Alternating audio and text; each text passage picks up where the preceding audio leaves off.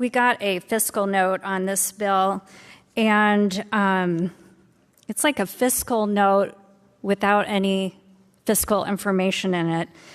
Division 1, it says the LSA has not received a response to requests for information from HHS.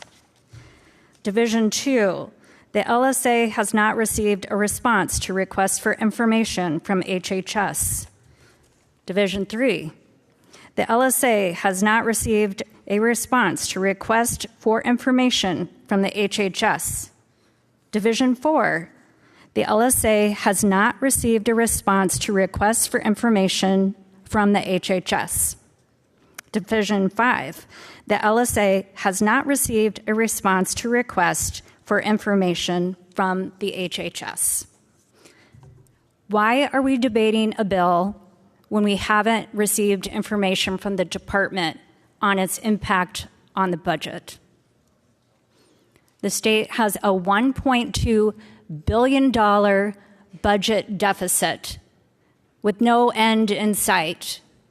Why are we blindly passing bills when the department is snubbing us as a legislature from providing basic budget information? I asked to defer on the bill until the department gives us a fiscal note that actually includes fiscal information. Senator Webster, Senator Petersen, please approach the well. Senators, based on the conversation in the well, I have determined that we will not be deferring this bill. We will not allow an executive branch agency's inaction act as a pocket veto for the work that we do in this chamber. Therefore, we will continue debate. I just want to say that I'm very disappointed in the ruling from the chair. You get to make the ruling. But I think as a body, what we're seeing here is rewarding bad behavior from the executive branch. Why do we have a legislative services agency? That's to get us nonpartisan information so that when we pass legislation, we're doing it with information that we can all rely on from the executive branch on how this might impact the budget. So, we're not having budget hearings this year in the Senate. Again, that's really horrible. Takes the public out of the process. If you want to blindly follow the governor off the cliff, I believe last year we saw her pulling money out of the taxpayer relief fund that was triple what she originally said was part of her plan.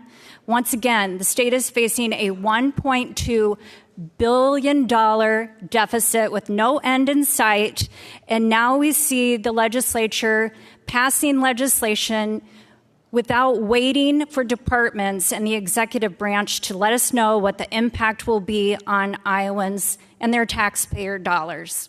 This is really, really a bad precedent. Thank you. On the fiscal note, we did get some numbers out of LSA, and those LSA estimates that they were looking at were no cost, savings in costs, some IT costs, and I think as many of us would know, IT is an evolving cost all the time. HHS has its fair share of evolving costs when it comes to making sure that we hit our error rates and everything else. We're going to have to make sure that we have some evolving costs in IT and bring ourselves up to date.